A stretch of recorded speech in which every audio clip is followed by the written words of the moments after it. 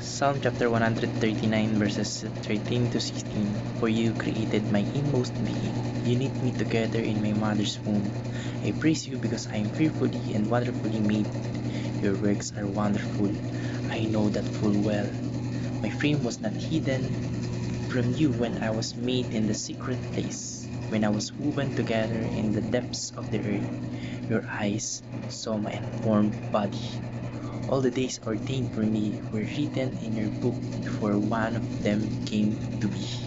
Magandang araw at tatalakayin po natin ngayong araw sa ating daily devotion ay ang random mutation. At ang ano pong katuroan na natutuhan ko ngayong araw kay Pastor Russell Ocampo ay, you are not an accident. Ibig sabihin po, mula pa sa simula, hindi tayo random o aksidente lang nagawa. God Himself was intentionally creating us, creating you.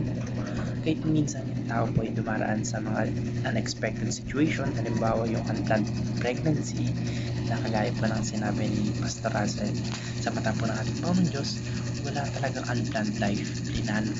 Sinulat po ng ating Panginoon Diyos yung bawat details ng ating existence, mula sa physical features hanggang sa personality, hanggang pati sa talents na meron tayo.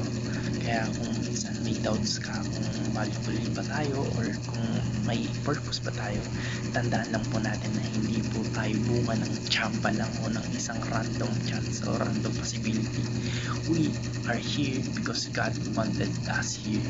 We are here because we have purpose.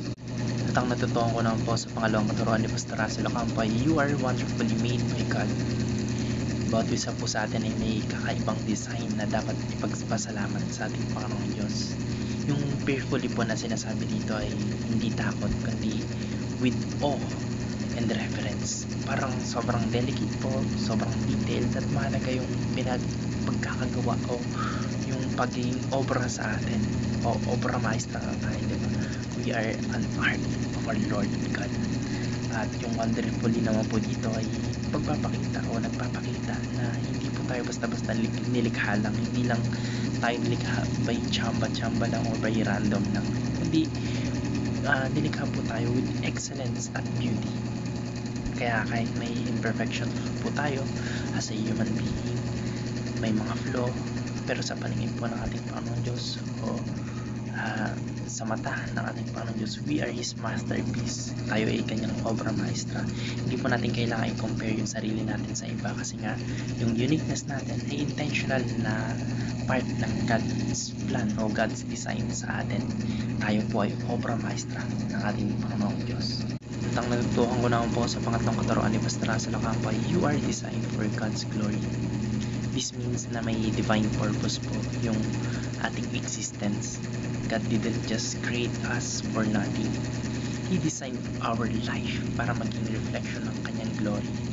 Yung bawat araw po na dinadagdag niya sa ating mga buhay, yung bawat araw na tayo nagigising, yun po ay isang opportunity para ipakita yung goodness ng ating Panginoon Diyos sa ating mga tao, sa actions natin, sa talents na binibigay niya, at sa mga relationship na hawak po natin. Hindi po ibig sabihin na perfect ka dapat, kundi kahit anong struggles, kahit sa mga weaknesses, kahit sa mga bad days, nagiging testimony po tayo na buhay ang ating Panginoon Diyos at kumikilo siya sa ating mga buhay. Our life is like canvas and God's paints on it to show His glory to the world. Yun lang po, maraming salamat and God bless. Amen.